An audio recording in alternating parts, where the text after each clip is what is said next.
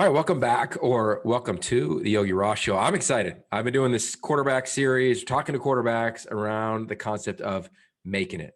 What does it mean to make it? It's always defined early on in somebody's career. And I don't think that's fair. And it often isn't accurate when you just look at one singular definition. So today's guest is Jason Johnson. Let me give you a little background before we bring him in. He's the director of Jason Ryan Creative, which is an incredible production company. They do pretty much everything. He's an Emmy award-winning producer. He's a director. He understands content on huge levels. And he also played quarterback at Arizona for the Pac-12 listeners that are jamming right now if you're watching it on YouTube. This is Jason. So Jay, thanks for coming to the show, man. Really excited to have you. Hey, happy to be on, Yogi. This is great. Yeah, it is great. I did some homework on you outside of our history, right? Our history is like social media. We've connected. We know some of the same people. But I didn't know you as an athlete. Like we were kind of the same era. Dude, you were a baller. Like you could deal. I mean, you were the first player in Arizona history to throw for over 3,000 yards in a season. Yeah, I got kind of lucky. I think Arizona had never really had a passing offense before I got there. And John Makovic said, let's throw the rock. And I was all about it. Yeah. So what were you all about as a young kid? You know, that's interesting. I had a very unique upbringing because my grandfather was a football coach. His name was Frosty Westering. He's the 9th winningest coach of all time, but he never talked about winning. He coached Division III at Pacific Lutheran University. So I grew up as a ball boy. Like if someone said, what was your childhood like? I'm like ball boy, right? Like football from like knee high. And, he had a saying called make the big time where you are, right? And it wasn't about, he had offers to go NFL, Division I, but he stayed Division III because he felt like he could really make a difference there. And he coached, with love instead of fear. And he coached instead of starting with Hell Week, he'd take his team on what he called breakaway to the beach, and he wouldn't even bring a football for 3 days because he said, you can't play with someone until you trust them, and you can't trust them until you know them like a brother. And his teams had this amazing sense of camaraderie and teamwork and unselfishness. And so literally that was my childhood, growing up every Saturday, being around his team, throwing the football. I mean, it was never really a question of if I was going to play. It was just a matter of when. And that was my childhood. That's really interesting. Did you see that red thread of getting to know somebody before you do work with them become something that you've carried over throughout your playing career as you got going, outside of being a ball boy, and then eventually into your career where you are today? Yeah, I mean, absolutely. I think, at the end of the day, life is about relationships, right? And I learned from a young age, when I became the starting quarterback of my high school team, the only way to motivate guys is to really connect with them. And so that's just really been what I've been all about my whole career. And then, when you get to Arizona, you talk about making it, so many kids in high school, they're all everything wherever they are, right? And then they get to college and all of a sudden they're at the bottom of the rung. And now for the very first time, they've got to have to fight their way up. And a lot of guys, I feel like that makes them, instead of opening up, it makes them close up, right? Because they feel like everyone else is out to get them. They're reading the internet or the newspapers about how they've already signed the next guy who's going to be the man. But I tried to take it the other way and say, I'm going to lead with relationship, whether it's my coaches, my teammates. And I really feel like that's what helped me make it, was understanding the importance of relationships early on. Yeah. I'm around high school quarterbacks all the time that are elite guys, and then they get to college, and you're right.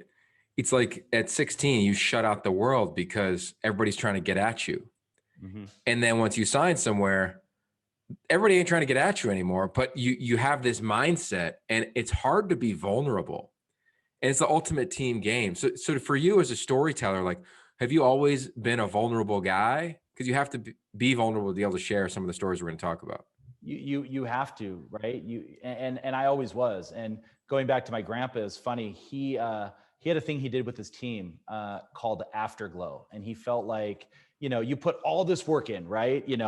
Sunday, Monday, Tuesday, Wednesday, putting in the game plan, developing what you're going to do. And then you play the game and it's just over. Right. And everyone goes their separate ways. And, but he said, no, let's embrace this moment. And so he would always bring the entire team and families and cheerleaders and fans back to the school. And for like 2 hours, they would literally share. And it was led by the players, led by the captains. They'd bring up guys that had had a good game or that had family in town, and they would share stories. And so that was like my first glimpse that football is way more than a game. And, you know, you and I would probably both agree it's the best game because it challenges your character so much that really I feel like the only way to succeed is to be vulnerable, like with your teammates and with your friends. So yeah, no, I mean, for me, it's always been a sort of way of life. And I think you have to be as a storyteller for sure. Afterglow. I'm using that. I'm stealing that, man. That is cool. So when you got to college, did you try to replicate some of the things that you learned from your grandfather? I did. I mean, it was actually funny. So true story. Like, so my, you know, they were a small Christian school, right? No swearing, like clean cut, like no beards, no anything. And I had an older brother who was 2 years older who went and played there as a quarterback, won a national championship there. And he was always the ball boy on their side. And I got the short end of the stick because I was the younger brother. So I always had to go to the far side. And so I was around, you know, F-bombs and the other team. And so I think that helped me when I got to Arizona, realize that I'm not in Kansas anymore. Right. And so, yeah, but you know, I think like any school, you know, the football team is a band of brothers, and you really, you know, come to embrace a core group of guys. And so, yeah, we tried to not really formally, but we tried to carry that tradition on every week that we played. And I mean, I think it's a pretty cool idea to really, you know, celebrate not just the wins or the loss, but like the experience, right? It's such a unique thing. Yeah, I agree. All right, so why Arizona? Like, why you know grew up in the Northwest of the United Yeah. So States?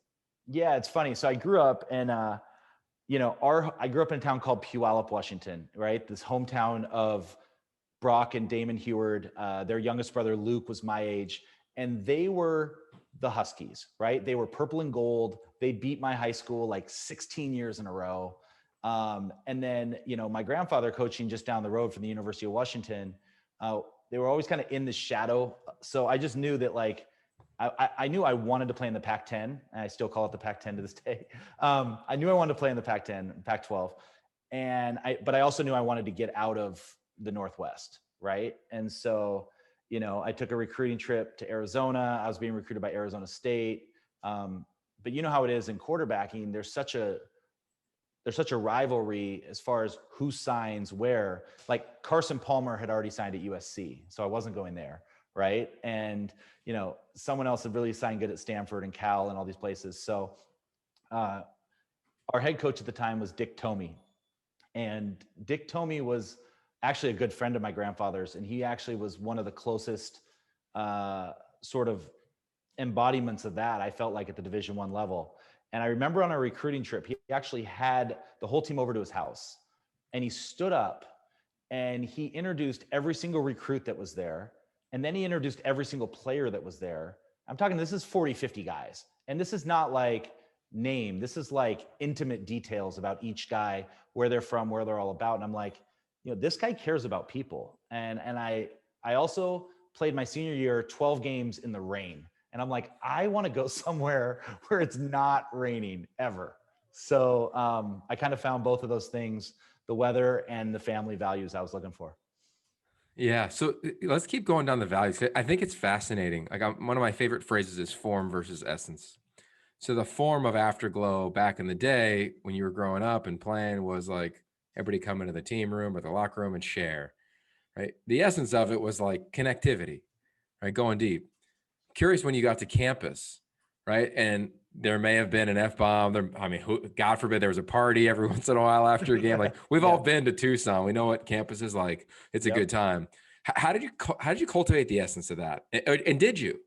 I think it was probably more of a personal thing. I don't think we were ever really able to capture it, you know, as a team. I think it's hard when you get to Division I, especially. It's like, you know, it's everyone's in it as a team, but everyone has their own goals, right? Some guys want to make the NFL. Some guys are trying to be, you know, whatever they are. And so I think, like you said, I don't think the form was there, but the essence was there of connection. And I think, we really had that.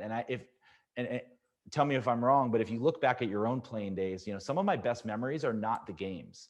Some of my best memories are like the entire team staying for the summer and throwing 7-on-7 every afternoon for like 4 hours, and it's like 110 degrees, and then you all go to someone's house and you barbecue after. Like that to me is like some of the best memories of college football was those moments. So I think, like you said, I think the essence of connectivity was definitely there at Arizona. Yeah, I agree. Like somebody once told me this. They're like, you won't remember all the plays or all the games, but you'll remember like a play or a game that gets you somewhere. Like for me in coaching, I remember the game that got us to a Rose Bowl, sometimes more than the Rose Bowls, right? Or even playing. Like I remember, to your point, like I remember celebrating with my teammates after I got a scholarship much more than I remember going to Syracuse and playing in the Carrier Dome, for instance. So I'm on it with you in that regard. But you had a playing experience that I envy, like dramatically. We're both travelers. You got to go play for the Swarco Raiders. Is that correct? Yeah, I had quite the football journey. Yes. Yeah. So yeah, it's so funny. So like, you use football. I don't want to say football used you, because I mean, I got my free It education, does. We could say it but to a degree. yeah, I mean, you literally. I always think it's funny, right? Because it's like sometimes the media and fans get on athletes for not being more well-rounded, when it's like, listen, the only way to succeed at this thing is to be 1,000% in. Like you can't have other interests. You can't spend half your time backpacking through the Alps in the summer and expect to start. You know what I mean? Like you were there for 5 years or 4 years, and every moment of every day other than class is spent doing football. And so, after University of Arizona, I signed with the Buffalo Bills, was on their practice squad there, and then got cut from the Bills, ended up going to Canada, spent 3 years in the CFL, won a Grey Cup up there. And I was doing all sorts of other things on the side, had already started my production company. And I was like, you know what? Football has used me this whole time. I'm now going to use football to do what I want to do. And to me, that was travel, right? And so I signed, I'll get to the Swarco Raiders in a second, but the first team I signed, my boy Pete Hansen, who played with me at Arizona, he's now at UNLV, D coordinator. He called me one day and he's like, there's a team in Sicily looking for a quarterback offensive coordinator. Like, you should go, right? And so I looked into this thing. It was an incredible situation.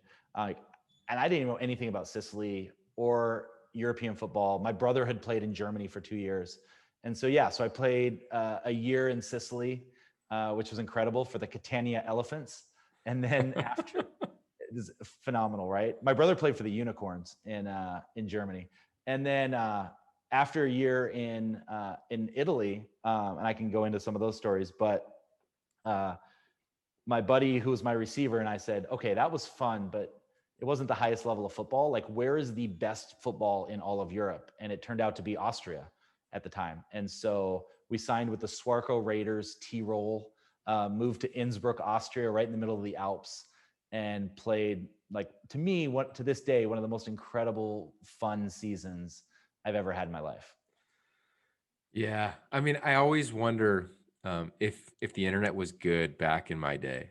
I didn't even know about these teams until, like, my career was way done and I wasn't playing anymore. And I hear you talk about leveraging the game to travel. The game, I think, teaches us so many intrinsic lessons, right? It's the ultimate team game. We agree on that in football. But what did playing the ultimate team game in a place you've never been before do for you in your essence? I mean, it changed my life. I mean, honestly, it's funny.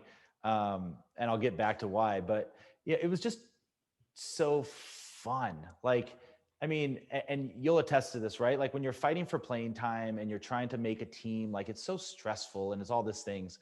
So when you get to Europe, like, I started a blog called Really Playing for Pizza. And I would describe my wife as our fan base, because, like, to disguise our number, like in Flight of the Conchords, right? Like we had like one fan on the road, right?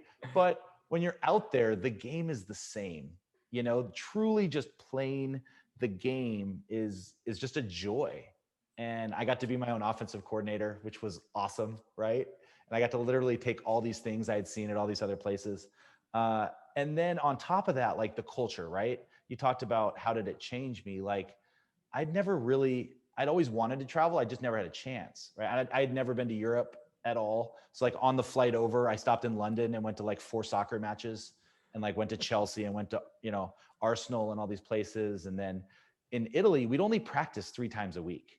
And we practice at 8 o'clock at night because all the other guys had jobs, right? Your team is allowed 3 Americans, right? That's it. And we're the only ones that are actually technically paid. And by paid, I mean given a bank card and essentially are being paid by the mafia to play over there. Like that's a whole nother story. But We want that. We could get into that off the air. But so, we would have a road game in Milan on a Saturday morning. And then the coach would be like, all right, be back in Sicily on Tuesday. And we would go to Switzerland and we would go to, Germany. And then we would catch like the latest flight we could back and be back like 30 minutes before practice. And you just got to see the world. And on one hand, you got to appreciate the game because, I'd have to compare it to like people that play cricket in America. You know what I mean? That just like go to a park and no one knows about your game, but you just love the game. I mean, these guys wake up at 3 a.m. to watch NFL games because they love it, right? And you go to practice, and in Sicily, we didn't have practice uniforms. So our guys would just order off of eBay or wherever their favorite players. So it was like Deion Sanders and Ricky Williams and Jerry Rice and like the most crazy eclectic group of jerseys you've ever seen was like our practice uniforms. And it just made you appreciate the game so much more. But then it opened up my eyes to travel. And like, I literally got addicted to traveling. And we went to 27 countries in 2 years and just tried to suck the entire life out of the experience. Yeah. When I finished playing, I moved to Australia and I played for the Gold Coast Stingrays.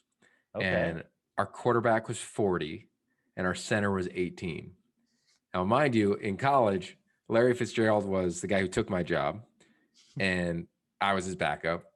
But in Australia, I felt like Larry Fitzgerald. I was like, I can dunk on someone here. I can moss somebody in the end zone. And you're right. It was just so fun. And I look back on it, and I tell athletes this now. I'm like, I didn't enjoy it as much as I wish I did. It was so intense. It was so like everything meant the world, like a drop, a route, a sprint, which is good from a discipline standpoint. But I think I lost the joy playing. Did that happen to you at all, or were you cool when you were dealing? No, I mean, granted, I think I had a good background that I've already kind of talked about that kind of prepared me for this and enjoying the journey. But at the same time, no, you're exactly right. Like, and there's like a level of fear, I think, that I've always played with, where your identity becomes tied to the result of these games. And what are people going to think of me? What are people going to say about me? And not just that, but just like the whole stress of it all, right? Like you're playing against Troy Polamalu and, all the, and, Arizona State, like we had no possible way to block Suggs. Like he was going to get 9 sacks every time we played Arizona State. Like, I mean, those games were fun and they were hard and it was worth it, but it was like, yeah, I don't know if like fun is the way I would describe it. You know what I mean? But over there, to your point, like, I mean, in Italy, I threw 52 touchdowns in 10 games, right? That's over 5.5 touchdowns a game, right? Backyard. Yeah. And like, I remember this one coach coming up to me afterwards and he's like, everything I did against you guys, like I would bring the house and you would throw, and then I would drop everyone and you would run. How did you do that? And I go, I'm the offensive coordinator. I'd just stand there until you called your defense and then I'd change the play. Like It was like all these little things that were just, it brought back the joy of the game. And like, I mean, I still remember we had a 42-year-old receiver called Fortunato. He might've been like your guy that you played with. And Fortunato, call me lucky, right? He's like, Jason, I need to catch 1 pass this season, 1 pass. It would make my life, right? So sure enough, like second game of the year, I go empty and I put him in the slot and he runs like a 5-yard curl. And I literally just catch it in gun and just throw it to him. And he catches it and just gets smashed by like 5 people, broken leg, right? Carted off the field.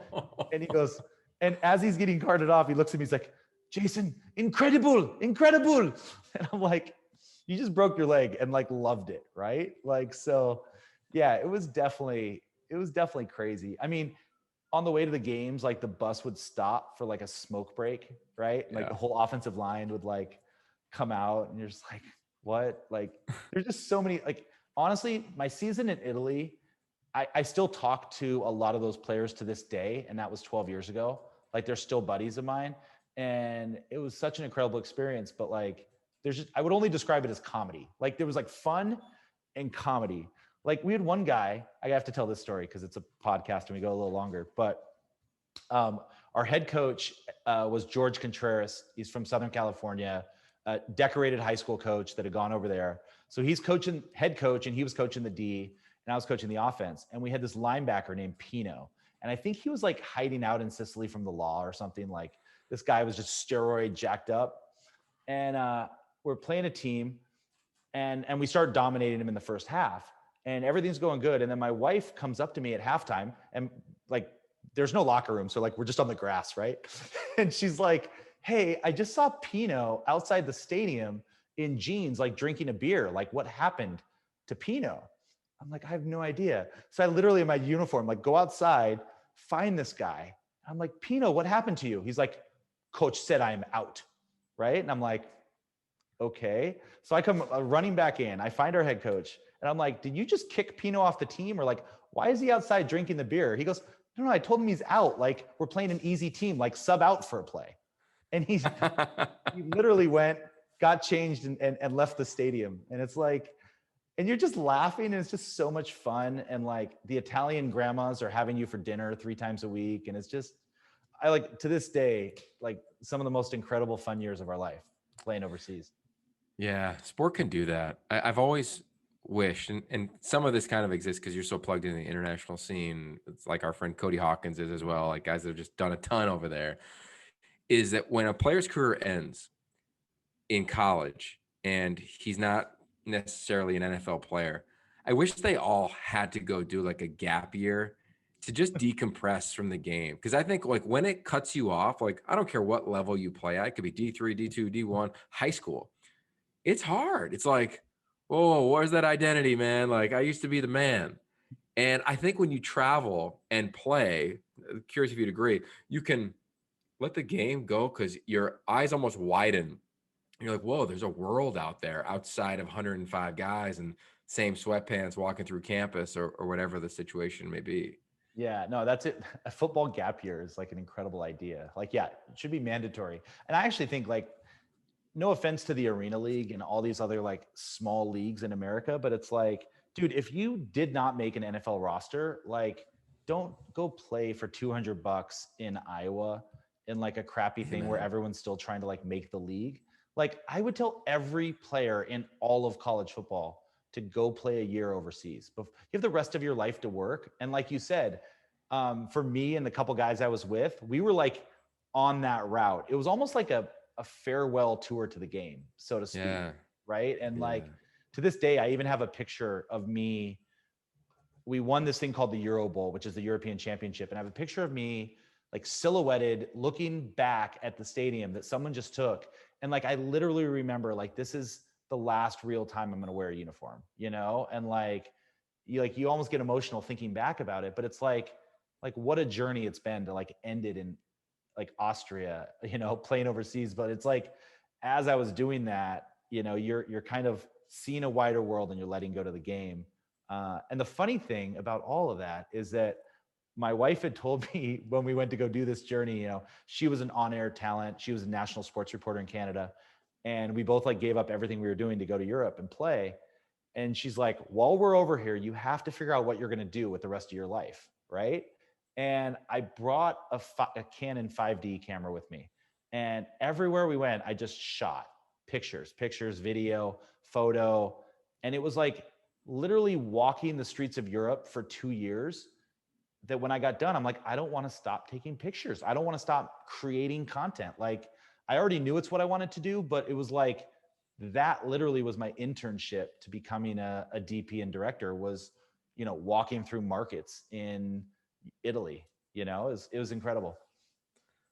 Wow. Like, so what do you like what do you look for? Like where does your eye go when you're walking through those markets? You know, you're an athletic guy, competitive to the bone. Now you have this life experience to you, and you're finding out what you want to do, in your wife's words, with the rest of your life. Yeah, I mean, it goes immediately to people, right? And I actually think back, I have like a handful of photos. Like I would always love to take like these sort of candid portraits of people on the street. And there was this one guy in Palermo, super dark market, and there's this light bulb hanging down, and it's just like shining on his face, like this super. I can still see it to this day. And it was like, it's the people, right? It's the people, and you meet other humans along this journey that have these incredible stories, and you're like, I want to tell these stories. So my eye, it's not as much a visual thing of like, I want to tell a story about this or that. It's a story about people, and it goes back to the quote you said earlier. It's like, what is the truth beyond these stories, right? The very last thing we did in Europe was something that's been very important in your life. My wife and I, we walked the Camino de Santiago, right across Spain. And I remember when you walk the Camino, no one asks like what you do, right? No one says, what is your job, right? The first thing they say is, why are you walking, right? And I remember I got in this like group of guys, and one of them had literally been in Belarus, and he'd been a persecuted journalist that flew to Spain on vacation to walk the Camino, and he was never going home. Like he told his family like bye, like he's out. And then he's like telling me about all these situations. And then I got another guy that was like riding on a unicycle across the whole country, and his sister became a gold medal skier that we're still, or snowboarder that we're still friends with. And all these people are telling all these stories, and then they're like, and why are you walking? And I'm like, because I'm a bored football player that stayed at every 5-star hotel across Europe, and I wanted something different. Like I couldn't say that, right? So yeah, you just kind of become you become part of humanity and become part of this flow, and it gets you wanting to tell a lot more of these stories. Let's lean into the Camino. Oh, I love the Camino. So I never knew of the Camino de Santiago growing up. Uh, I was sitting in my old apartment, single at the time, and I came across a movie called The Way about the Camino de Santiago, and I Yeah. was thinking about, where's my next travel. And for those that don't know, my dad was diagnosed with prostate cancer, and I was like, man, I haven't asked him enough. I don't know enough. So I flew home, and I was like, hey, let's go for a walk. He loved to walk. He thought we'd go around the corner, and I gave him a ticket and said, hey, we go to Madrid in 2 weeks. I hope you can meet me. Here you go. And of course he came. We filmed it. And on this walk, I asked him every question I could think of. But to me, the coolest part about that walk was that everybody was walking for something. And they didn't need to know exactly what it was. Like I wanted to find out, more about my dad, but some people were just walking because they wanted to disconnect. They lost somebody, and you could tell, right? You walk by people and they don't want to talk to you, right? They're processing something in their brain, or they do want to talk to you. Like it was a real beautiful mix of humanity along these dirt roads and grass and street along France, Spain. We walked up through Portugal to begin with. So wait, why did you go on your walk? Was it just kind of like bucket list? And then what did you learn about yourself by the time you got to the Santiago de Compostela, which is kind of the ending point on the journey? Yeah, it's funny because I had never heard about the Camino either, right? And I think since I've done it, I think I've sent like 27 people to do it. Totally. But Not that you're just through my counting. stories, right? Yeah. But yeah, we were in Italy, and somehow to me it was the book from Shirley MacLaine. I don't know if you ever came across that book later on. The actress, she wrote a book on the Camino, and she had walked it.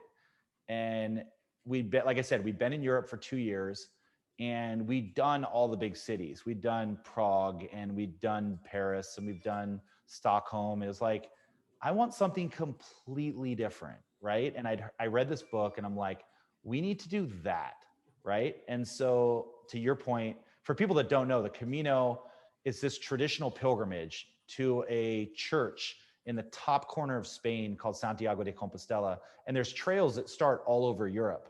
But what we did was the main, I don't know, what do they call it, Yogi? It's like the main one that starts basically right on the border with France, right? Yeah. Camino Francais, right? Yeah.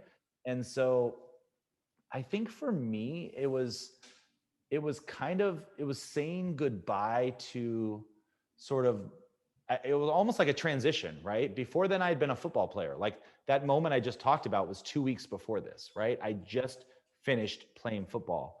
And now this walk was like, the transition. And when I flew home after the Camino, it was going to be like starting the rest of my life. And so, I think to me, what I really learned, like meeting all these people, is that it's a big world out there, that I'm a pretty small part of it. And I want to travel and I want to journey and I want to see all that this world has to offer. And so for me, it was really the whole time I was walking, I was thinking about, really what I was going to do when I got back, and more than just what I was going to do, how I was going to do it. And it was funny, actually, my wife and I were walking together, but it was like the first 3 days, it was like, I was going faster than her. I was worried about where we were staying. Are you happy? Are you comfortable? Are you everything? And it was like, neither one of us were really having the Camino experience. And so she actually took a bus like 200 kilometers ahead. So we both walked it completely alone on purpose. And like, we didn't have iPhones back then or anything, not to date myself. But yeah, it was just actually also like being alone and just processing things. So, I just think I learned a lot about, the world and humanity and humility. And also that you have to go through some things to come out stronger. Yeah. Yeah, I agree with that. There's so many stories like flooding my brain from that. And anybody Yeah. looking for a trip or an adventure, highly recommend the Camino de Santiago. One last thing on the Camino before we move on is that when we got back, my wife's dad had died a couple years earlier, and her brother was really, in a dark place, still struggling, had never processed it. And he really wanted to travel and he wanted to see the world, but he was in Canada and hadn't. And much to what you did with your dad, when we got home, we were home for about 2 days and we had dinner with him. And at dinner, we're like, what are you doing on Wednesday? And he's like, I don't know. And we pulled a plane ticket out and we're like, you're walking the Camino, go. Right? He flies Wow. to Spain, walks the Camino, processes all the grief and things he'd been going through. And while he was walking, he met a girl from Germany and they're now married and have a baby and are living the rest of their life together. Come on. The power of the Camino. That is, Yep. that's amazing. Okay. So for you as a storyteller, when did you get exposed to it? Like, what was the first camera you turned on? Like, you referenced you brought the 5D with you to Europe, but when you were playing, like, were you meeting producers when they were calling your games? Were you kind of eyeing like this entertainment, television production, storytelling world? Yeah. I mean, like every Christmas break when I was a kid, my cousins and I would do a movie and I would direct it, and it would be like Star Wars or Rocky or whatever. Like I still remember like the old VHS cameras where like you'd have to like hit record and stop before you like, you couldn't edit. So like the next scene had to start wherever you had hit record before. So growing up, I'd always done that. But it was actually at the University of Arizona, my junior year, ESPN produced a show called The Season. And it was like one of the very first follow documentaries of a team. And so there was a crew of 6 people from LA that moved out to Tucson to live with us the entire season. The director of that film went on to be the lead editor of The Voice for the last 20 years and is an incredible filmmaker himself. And so when I saw these guys following our team, I'm like, this is my internship. Like, this is like what I want to do with the rest of my life. So I soaked it in. So as much as I was like also focused on playing, I was asking them like, what cameras are you using? It was the Panasonic's DVX 100B. Like I can still tell you to this day. Right. And, I would go over, they had rented a house and I would go over at night and I'd watch them edit on their Avid systems. And I'm like, how are you doing this? How are you doing this? And then when the season got over, I actually went to LA and slept on their couch for 3 weeks. And I watched them put the entire show together. And that was like literally the internship, right? Arizona, I should have gone to USC where they had a film school. But like I said, Carson Palmer had signed there. I wasn't sure if I could have ever played there. In Arizona, I got a business degree, but they didn't have like a true film program. But that was my internship. And then I just picked it up from there. And then fast forward 3 years later, I was playing in the CFL. And the first big project I ever did was I was like, I want to do exactly what they did on me at Arizona in the CFL. So I literally like bootstrapped the whole thing while I was a backup quarterback. So I went out, I found it. First, I pitched TSN, which is like Canadian ESPN. So I convinced them to give me an hour of airtime that I would pay for. And then I went out and I sold advertising. I found a title sponsor, sold all my commercials. And then I hired a crew to follow our team for 10 days of the season. We do this thing called the Labor Day Classic. When the CFL has no problem playing like 8 games in a week, like they don't care, right? So we play this thing where we play our rival team on Monday and Thursday of the same week. Like it just happens, right? Labor Day week. And so I had a film crew follow our team through that week. And then I cut the film after that, and it debuted during the playoffs, and it got great reviews, and we won the Grey Cup a couple weeks later. So it was like that was like my first project that like I ever did. And it was just totally crazy, just basing it off of my experience before. Well, you have so many amazing projects, and anybody wants to check them out, just go to jasonryancreative.com. But I want to ask about one in particular that just came out relatively recently, called The March on Washington. And I saw you posted on your Instagram, and I track all your stuff, and obviously watched the trailer. We talked, and I started to watch it alone late one night, and I was like, I need to hit pause after about 3 minutes. I was like, I need to be prepared to watch this. And I went and watched it the next night. And in 45 minutes, man, I got to tell you, I've recommended it to a ton of people. It captured the anti-racist movement in this country and racism in this country in a beautiful, powerful, man, just brilliant way. You edited it. You were the DP on it, the director of photography on it. So that's the lead camera for those that are curious, right? Can you shed some light into that experience, let alone what it was like to relive the edit day in and day out? You live this project. It's not like you just filmed it one day and it got pieced together on iMovie.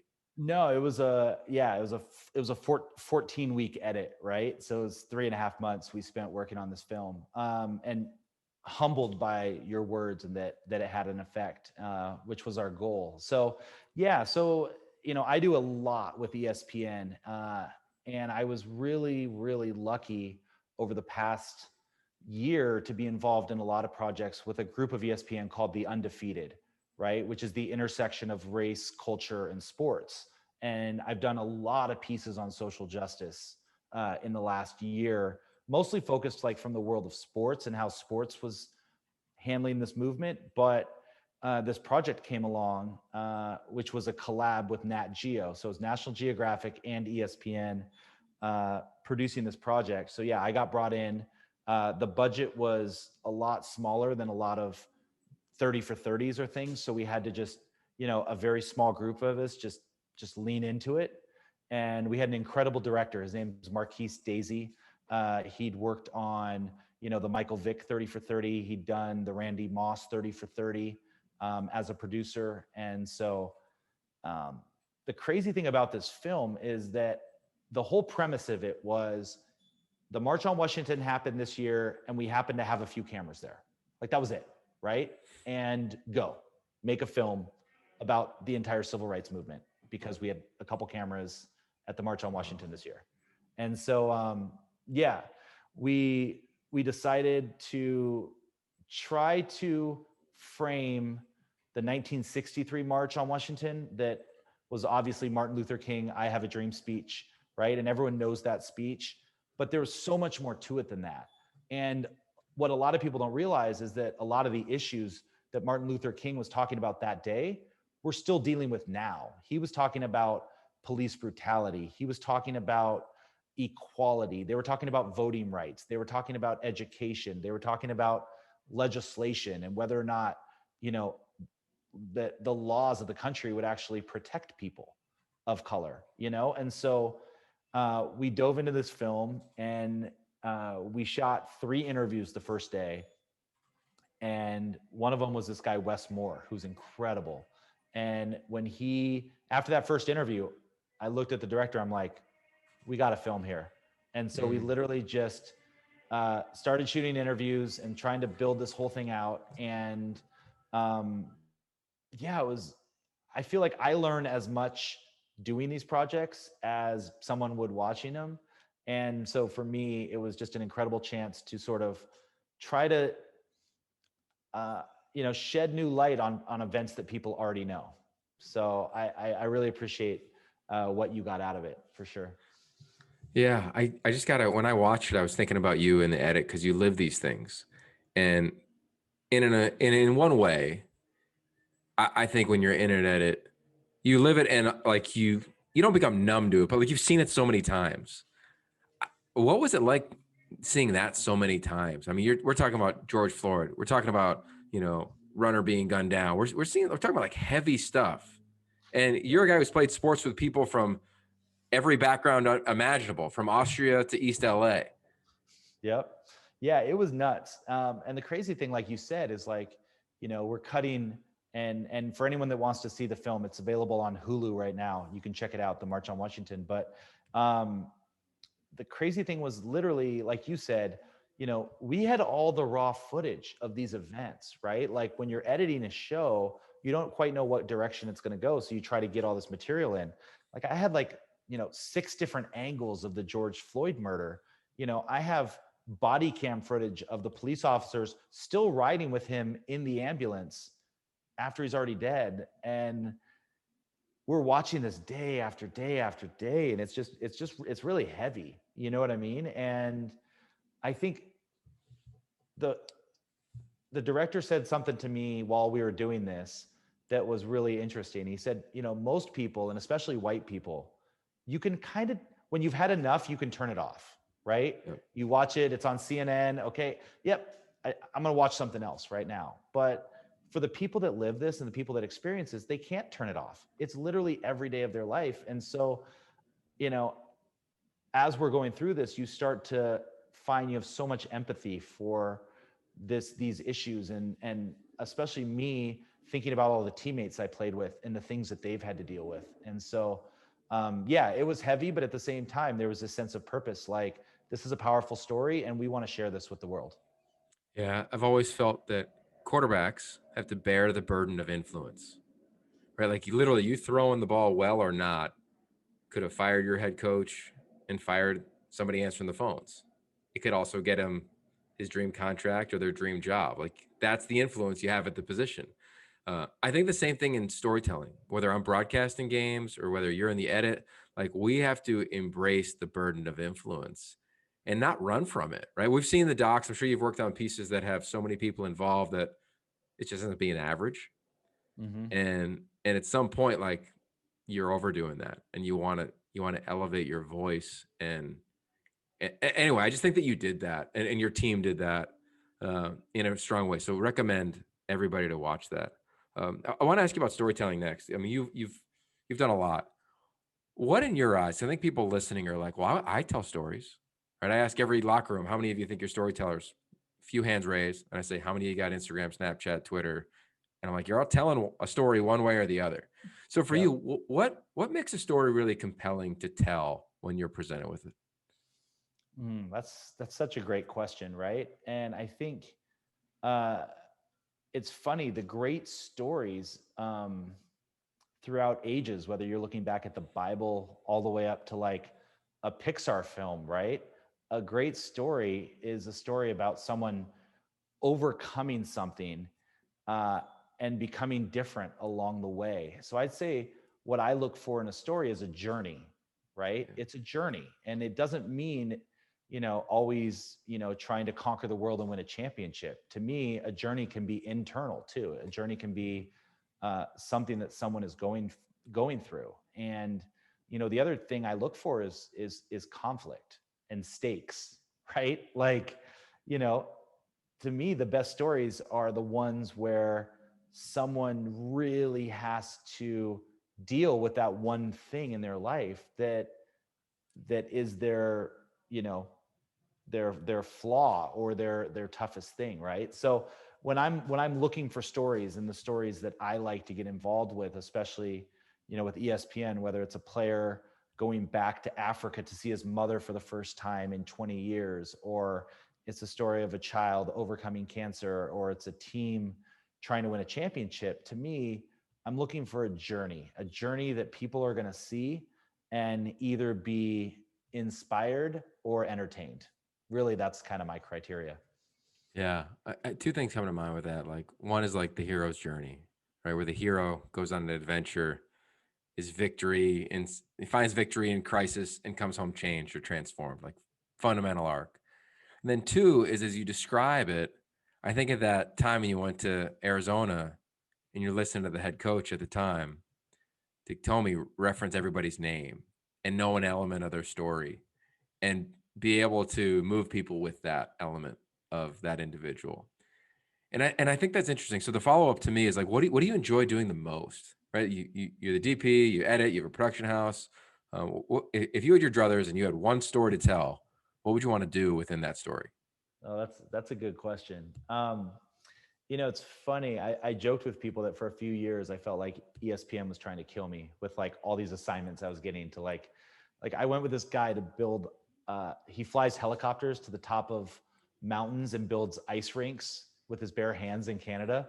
Like, and we went up there and we got trapped in a blizzard and had to like huddle through the night, and then we got rescued the next morning. Oh my God. And like all these things. But it was like, while I was doing that, I'm like, there's no place I would rather be than on this adventure. Right. And so, the stories that I love to tell and where I find, like, I love sitting in an edit and telling the story then, but to me, it's that moment when you're out somewhere really far from home with limited resources and you're trying to bring a cinematic story to life. Like, that's my favorite. My favorite is doing international stories, travel stories, things where you're meeting people and you're having life experiences that you would never have back at home, really. And so for me, I've gotten the opportunity to tell a lot of like really, really cool stories, but I think I find my most excitement is when, the other thing is like telling a story in real time. I think I love like the historical docs, like NFL Network or whoever, looking back at historical things. But to me, the coolest thing is to try to be there when that history is being made. Like, that to me is like the gold. It's like, it's one thing to find an amazing story that's already happened. It's another to try to anticipate it and put yourself alongside the shoes of these characters that are having these moments. That's like, to me, when the real magic happens. Cool, man. So then a selfish question here. How do you balance being a dad? Right. You Oh, just referenced loving to go and travel and be in the moment. It takes you out of another moment. What have you found success to look like? um, it's hard. It's people talk a lot about like work-life balance, and I almost feel like that's a misnomer. I don't know if you can ever have it, especially when your passion is what you do. It's one thing to go to work and come home, but it's another when like your assignment is to go around the world with Deshaun Watson and take him to the pyramids of Egypt and the Great Wall of China. You know what I mean? It's a lot easier to say, all right, I'm going to go do that.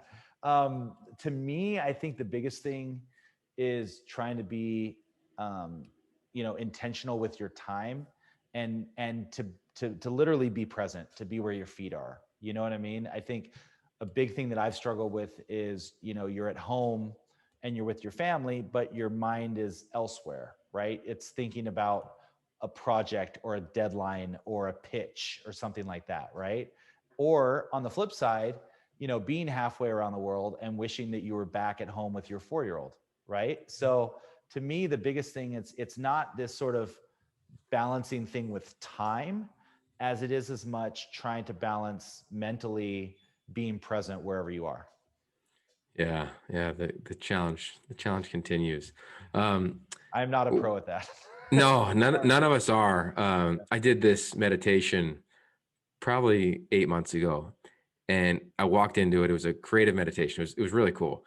And the woman guiding it was like, what do you want to go do? What's the intention? My whole thing was like, how do I become like a badass husband, dad, father, storyteller? And I still am figuring that out. It's a work in progress. But what hit me was like, involve. like involve my kids.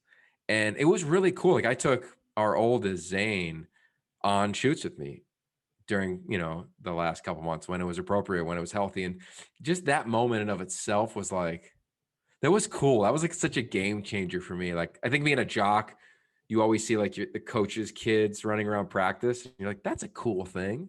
Then you see the other side of a coach like never really being home or like grinding it out. But those little pockets to me have been like a saving grace. Um, That's for that's I don't know. We'll see what the impact is, but I'm that's definitely something I'm gonna trying. I'm definitely gonna bring him Jack. My son, his name is Jax, and I mean we travel with him. Like everyone jokes, so like he's been to like 20 plus countries right now. Wow. Like we took him. Let's see, we took him to Bora Bora when he was 1, and like he still like he says the craziest things to me. Right, like the other day, on the way there, or no, we went to Bali last year. Right, we went to Bali Yeah, last same. year, and it was unbelievable. Right, and uh, on the way there, we stopped in Hong Kong. This was in December, and right before the world shut down, right before coronavirus came out. And there's a Disney store in the Hong Kong airport. And he was able to like get this like Buzz Lightyear toy and then like this school bus. And like he'll still say to me all the time, he's like, Dad, we have to go back to Hong Kong. There's like more things I want to get. I'm like, you have no idea that this is not normal, right? Like this is not a normal thing. But I would say the one thing, and I think this is why you and I relate a lot, is that like just because you have kids doesn't mean you have to stop traveling. I think if anything, it's travel more, like show them the world. Like I'm excited for my son to grow up having these life experiences and having a much wider worldview and knowing that there's not just one way to think about the world. Yeah, I agree. All right, so a couple more here. We'll get you out. Um, when you are a DP, when you're holding a camera, we are literally seeing what you see. When you're editing, at times we're seeing what you see. When you're parenting, you're seeing what your kid sees. A lot of times, you're seeing life through their lens. How have you been able to blend like what you want to see in the world with the story you're being asked to tell? And like, are you able to compartmentalize? Are you saying like, yeah, I really love football, man. I'm all about the afterglow. Maybe I'll put a little bit of that, into this one because that's like, do you think your DNA shapes the stories that you tell? Or are you like, client wants this, I'll do that, and away we go?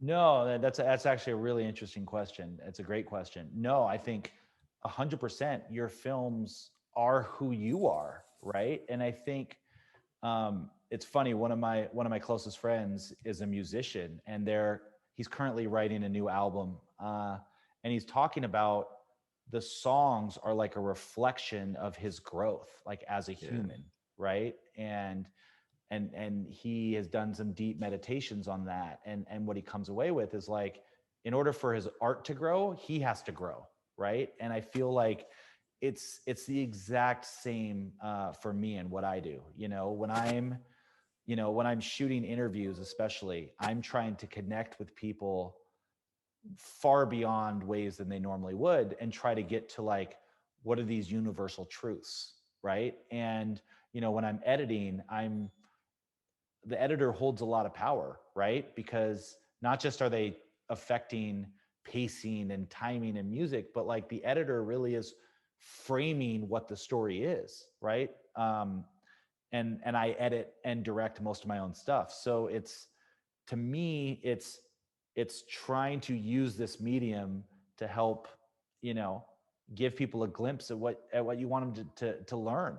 And so, yeah, the same way that I would try to teach my son something is what I'm trying to teach others in these films. So I don't just, it is hard when you get a brief that is, I don't want to say the opposite of what you're all about, or maybe it's very dry, but even in the most clinical situations or the most corporate situations, I'm still trying to inject, you know, bits of inspiration. And that doesn't always mean just positivity and happy and rah, right? I think, part of it to me is that like you just want real human emotion in anything you do.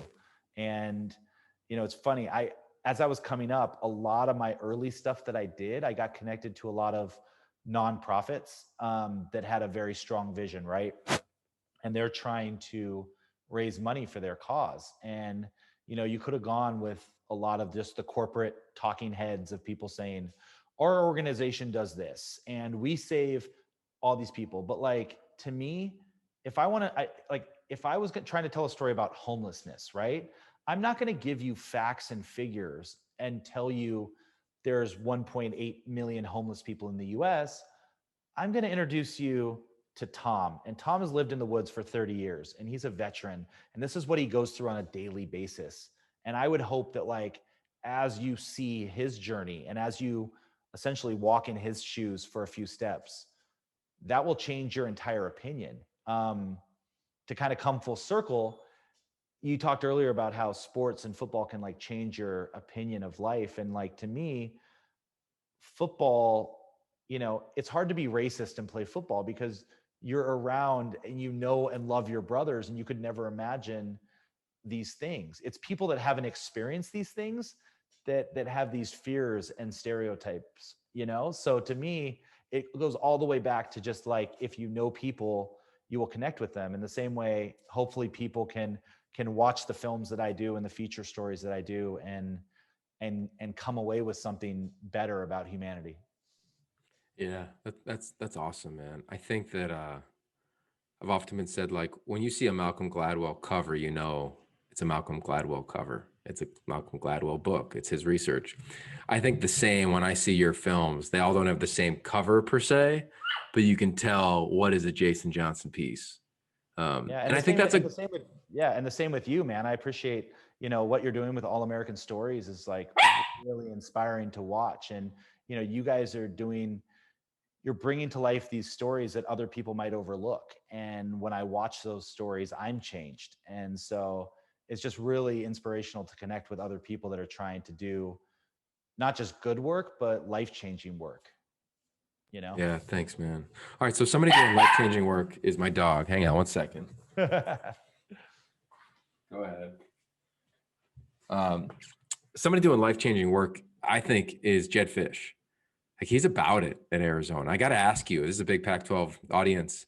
What do you think about the work of the new head coach of the Wildcats? What he's doing? I'm going to be calling a spring game. Teddy Bruschi versus Gronk. Classic, man. I'm curious your thoughts. Nice. I'm gonna be down there for that, so I'll see you there. We're hanging. Yeah, absolutely. Dude, I'm excited, and I think all of Arizona alumni are really, really excited about what Coach Fisch is doing in Tucson. That guy has an energy. I mean, you've talked to him, right? Like, he has a vision for this program that is different than what's been there the last stretch of time. And, it's kind of crazy. This whole world of like Zoom calls has kind of changed all of us, but it's like, in many ways, it's brought us all closer together. And one of the things that Coach Fisch is doing is he's brought a couple alumni guys onto the staff as advisors and working with the program. And we've been hosting Zoom calls with like hundreds of former players on them.